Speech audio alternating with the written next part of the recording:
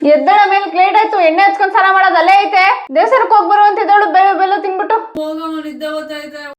ಎದ್ದಳಪ್ಪ ಮೇಲಕ್ಕೆ. ಎತ್ ಪೂಜೆ ಮಾಡ್ಬೇಕಲ್ವಾ, ದೇವಸ್ಥಾನಕ್ಕೆ ನಾವು ಹೋಗ್ಬಾ, ಎದ್ದಳು.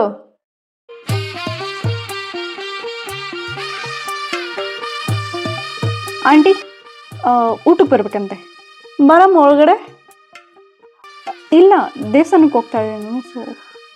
ಸರಿ ಆಯ್ತು, ಅಷ್ಟೇ ಕುಂಕುಮ ಇಟ್ಕೊಂಡು ಹೋಗ್ಬಾ. ಹಬ್ಬದ ಹೆಣ್ಮಗಳು ಬಂದಿದ್ದೆ, ಬಾಳ ಹೋಗ್ಬಾ.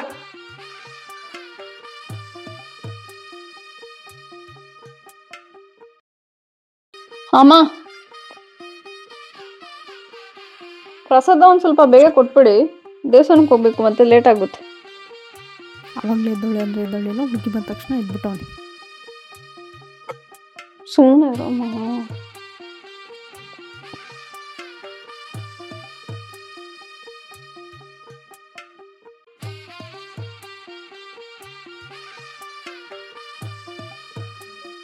ಬರ್ತೀನಿ ಆಂಟಿ.